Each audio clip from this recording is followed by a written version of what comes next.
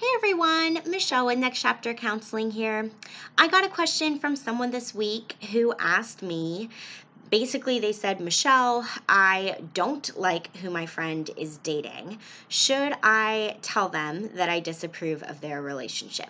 So this is a great question to ask because I think it's one that a lot of us can relate to, either on one or both sides of this question. I know I've been on both sides. I've had times where I have absolutely disapproved of who my friends are dating, and I've also had people disapprove of my relationships. So there are two sides to this equation, and today I'm really going to just give some food for thought of things to think about for when you should hold back and when maybe you should speak up about what's going on with your friend's relationship. So I want to start off though by giving an example that may seem kind of silly but actually relates pretty well to help illustrate why most people, when they're disapproving of their friends' relationships, why they're disapproving.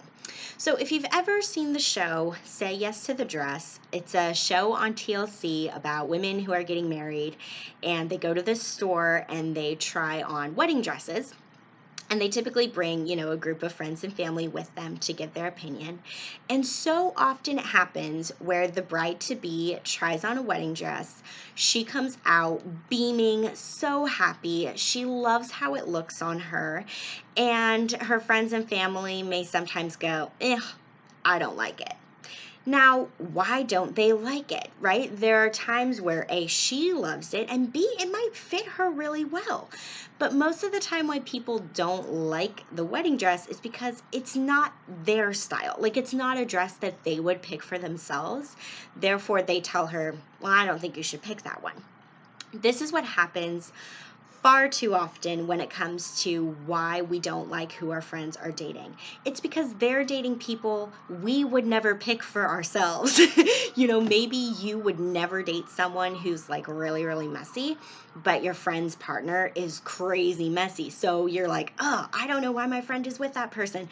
But that's a situation where you may not like that trait, but your friend may not care. So the vast majority of the time, this is what's going on. And so I encourage you to take a real hard look at yourself and to ask, is that why I don't like who my friend is dating? Is it just because I would never date that person, even though my friend may seem happy and fine with that person and all their flaws and all of that? Is it really just because I wouldn't date that person? That may be your answer right there. So that's the first thing to kind of reflect on and think about for why you may not like who your friend is dating. The second question I want you to ask yourself is to really take another good hard look at how much does your friend's relationship actually affect your daily life. Most of the time, who our friends are dating has no impact on us. We don't really, maybe hardly ever see that person. We're not around them very much. So your friend is going off living their life, and maybe you see your friend, depends, but maybe a couple times a month, a couple times a week maybe, but you don't really see their partner that much. And that really tells you something right there of how much should I actually be concerned about this? This isn't affecting my day-to-day life, That's what it is most of the time. I'm going to now give you, though, some exceptions to this of where your friend's relationship might actually legitimately impact your day-to-day life. And if the answer to any of these scenarios that I'm about to give you, if the answer to that is, yes, Michelle, that's my situation, then this may be a time to consider saying something. So some scenarios where your friend's relationship may genuinely impact you directly is if you live with that friend. If you live with that friend, you are probably around their partner a lot, and their partner is in your home. So what their partner says and does, it's going to impact you a lot more. So that's one situation. Another would be like if all of you work together, go to school together, like you, your friend, and their partner, like you guys are all together and around each other a lot, then their relationship may impact you. And another scenario where this could play out is, let's say your friend is going through a hard time in their relationship. Maybe your friend is calling you a bunch to talk about what's going on, or maybe your friend is wanting to come over to your house a lot. So you may find yourself in a situation where you're like, I'm actually losing sleep because you're calling me in the middle of the night about what's going on with your partner. Those are all situations where it's genuinely impacting you directly. So that may be a time where it's worth saying something. But most of the time, those situations don't apply. So if you really think about it, and if you realize it's a wedding dress situation of like, oh, I just don't like this person because they're not for me. If it's that, or if you realize, I'm really not around my my friend's partner very often, you probably don't need to say anything. Now, I know you may be thinking to yourself, but Michelle, isn't that me like kind of putting on like a happy face when I want to say something? Like, is that being disingenuous? And the answer is actually no.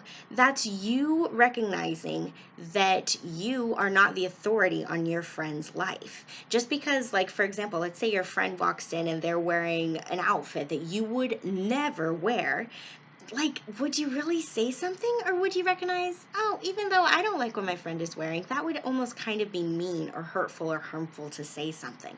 We don't need to share every thought we have all the time. Our relationships would be destroyed if we did that. So it's okay to hold back. It's okay to say, ugh, I don't like who they're with, but it's not really my business. That's a healthy way to approach the situation. If your friend ever asks you for your opinion, if let's say your friend is dating someone named Bob and your friend one day just goes, hey, what do you think about Bob? Do you like him? Do you think we're good together? Then absolutely you can then say what you think as honestly as you want to, because your friend genuinely wants to know. But if your friend's not asking for your opinion, you do not need to give it. Again, except if your friend's relationship is directly impacting your life, like we just talked about, or the other scenario is if you suspect that your friend is being abused by the person they are with. If you have either seen directly or had suspicions about abuse taking place, psychological abuse, verbal abuse, physical abuse, if any of that could be present and you have genuine concerns that your friend is at risk of being hurt in some way, then you also want to say something. So those are really the two times where absolutely speak your mind, if it's impacting you personally or if you're concerned about your friend. And what I'm going to do is next week, I'm actually going to make another video about that last bit there of what to do if you think your friend is being abused. That's a whole other video in and of itself. If you do think that that could be going on, how to address that. But again, most of the time, your friend's relationship is not going to have a direct impact on your life, and your friend is probably doing just fine in their relationship, even if you don't like who they're with. So hopefully that gives some clarity there on when to speak up and when to not say anything, and how to kind of recognize, is this my business or is this not my business? So like I said, I'll be back next week with that video about how to address if your friend is potentially being abused. Until then, if any questions come up, send me an email, nextchapter.michelle@gmail.com, and I'll make sure to answer your question in a future video. All right, thanks everyone. Bye.